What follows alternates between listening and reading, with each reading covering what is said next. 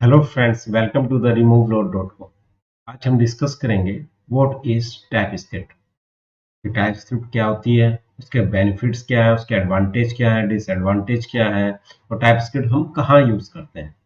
तो सबसे पहले डेफिनेशन पे चलते हैं। TypeScript is a superset of JavaScript, यानी जावास्क्रिप्ट का सुपर सेट है, यानी उससे भी एक्स्ट्रा है। It adds new feature to JavaScript. JavaScript में उसने कुछ न्यू फीचर्स ऐड किए हैं, कैसे टाइप्स हो गया और इसके अलावा बहुत सारी चीजें। नॉन जावास्क्रिप्ट फीचर कौन कौन से हैं? इंटरफेस और जेनरिक, यानी कि आपने देखा होगा कि जावास्क्रिप्ट में क्लासेस भी होती है, लेकिन हम उतना प्रॉपर हम यूज नहीं करते हैं उसको। टाइपस्क्रिप्ट उसको फॉलो करता है और उसके अंदर हमारे इंटरफेस, जेनरिक, इनहेरिटेंस सब हम यूज करते हैं और वो पूरा का पूरा उस कॉन्सेप्ट को फॉलो करता है। तो ये टाइपस्क्रिप्ट के बेनिफिट्स हैं। अब चलते हैं इसके एडवांटेज पे। If there is a error in the code, then it show the error before the code execution। यानी कि अगर आपने जो भी कोड टाइपस्क्रिप्ट में लिखा है तो क्या होगा, उसके कोड एग्जीक्यूशन से पहले ही वो उसको एरर शो कर देगा ताकि आप उस एरर को सॉल्व कर दें।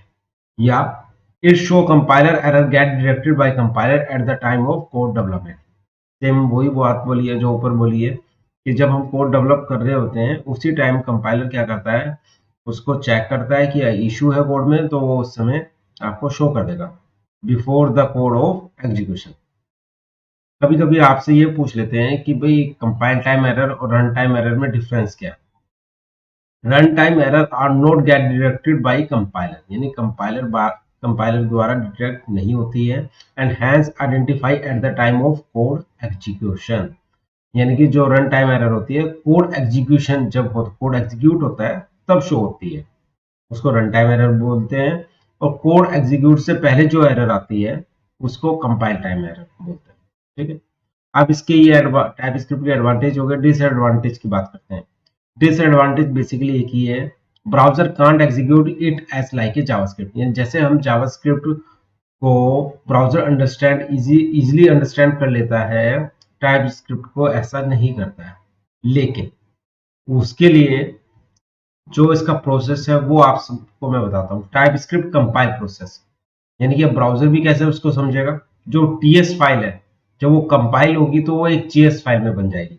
जब जेएस फाइल में बन जाएगी तो क्या होगा, उस जेएस फाइल को ब्राउजर अंडरस्टैंड कर लेगा। तो यानी कि आप क्या करते हैं, जब भी हम टाइप स्क्रिप्ट में सारा कोड करते हैं और उसको एग्जीक्यूट करते हैं तो वो कंपाइल होकर उस फाइल को जेएस फाइल में कन्वर्ट कर देता है और जेएस फाइल इजिली अंडरस्टैंड हो जाती है।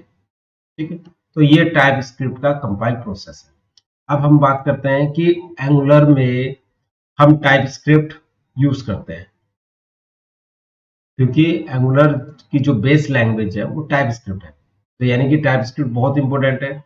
इवन बहुत सारे जो टूल्स बन रहे हैं जावास्क्रिप्ट में वो किस पे बन रहे हैं, टाइप स्क्रिप्ट पे बन रहे हैं।